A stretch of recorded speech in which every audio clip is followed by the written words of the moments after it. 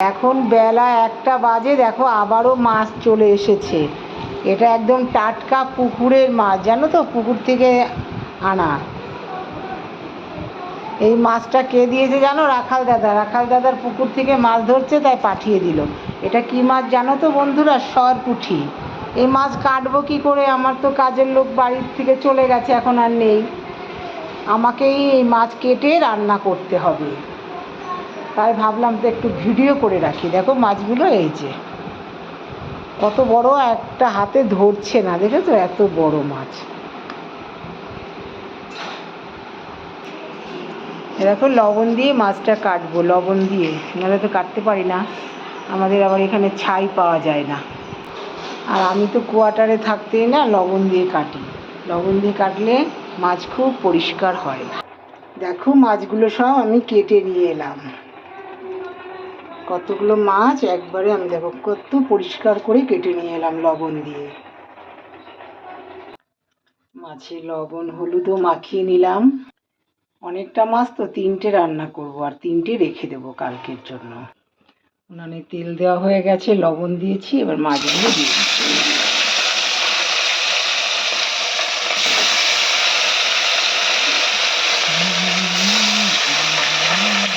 আর এই 3টে মাছ রেখে দিচ্ছি। এবার মাছগুলো উল্টে দিচ্ছি।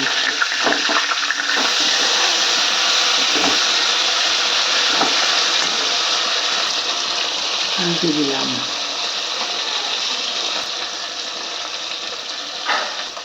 মাছ ভাজা একদম হয়ে গেছে, লাল করেই ভেজে নিলাম।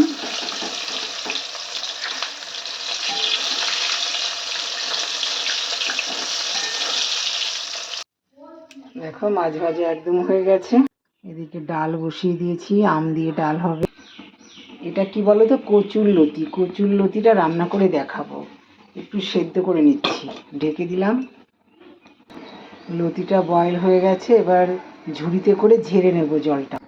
অনেকটা তেল রয়েছে তো একটু কমিয়ে দিচ্ছি, কেন বলো তো? কচুর লতিতে না এত তেল দিলে আবার ভালো লাগে না। ব্যাস এইটুকু তো লাগবেই। এবারে কালো জিরে দিয়ে দিলাম। এবার দেখো একটুখানি রসুন, 4 কোয়া রসুন আর পেঁয়াজ, বড় সাইজের 2টো পেঁয়াজ দিয়ে দিলাম। পেঁয়াজটা একটু ভেজে দিলাম অল্প হালকা, আর কিছুই দেবো না কিন্তু। আর দেখো লঙ্কা, হলুদ, লবণ সব দিয়ে রেখেছি, এই যে লঙ্কা। এবার ঢেলে দিলাম, আর কিচ্ছু দেবো না। এইভাবে নাড়াচাড়া করবো, লতি রান্না হয়ে যাবে। এইভাবে রান্না করলে খুব ভালো লাগে খেতে। দেখলাই তো, আগে বয়েল করে নিয়ে তারপরে জলটা ঝরিয়ে দিয়ে দিলাম। এইভাবে ভেজে ভেজে তুলব, আর কিছুই করবো না। দেখো তো কত ভালো লাগে, আর কি সুন্দর কালারটা এসছে। এরকম গোটাই থাকবে, অথচ ভাজা ভাজা। এরকম খেতে গেলে না একটু তেলটা বেশি লাগে। আর কোনো মশলাই দেবো না, কালো জিরে ফোড়ন দিয়েছি আর কাঁচা লঙ্কা, তোমরা তো দেখতেই পারলে, আর লবণ হলুদ। এই রান্নাটা আমার শাশুড়ি মা দুর্দান্ত করতেন, আমার থেকে আমার শেখা। তোমাদের একটু জুম করে দেখিয়ে দিয়ে দেখো, বুঝলো কত ভালো লাগে দেখতে, একটু তেল লাগে। এদিকে ডালেও লবণ হলুদ দিয়ে দিচ্ছি, ডালটা গলে গেছে। এবার দেখো আমগুলোও দিয়ে দিলাম, এবার একটু হলদিও দিয়ে দিই। আর দেখো কেমন হয়েছে রান্নাটা, কত সুন্দর হয়ে গেছে, গোটা গোটা অথচ ভাজা ভাজা হয়ে গেছে।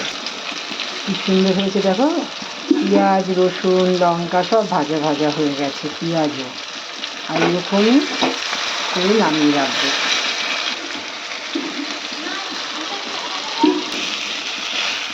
নামিয়ে রাখছি। দেখো নামিয়ে রেখেছি, আর কত সুন্দর লাগছে। আবারও তেল দেওয়া হয়ে গেছে, একটু জিরে ফোড়ন দিলাম। এবারে এই বাইন মাছগুলো ঢেলে দিলাম। এই মাছটা তো সকালে বাজারের সঙ্গে দেখিয়েছি, এটা হচ্ছে বাইন মাছ, তাওয়া বাইন মাছ।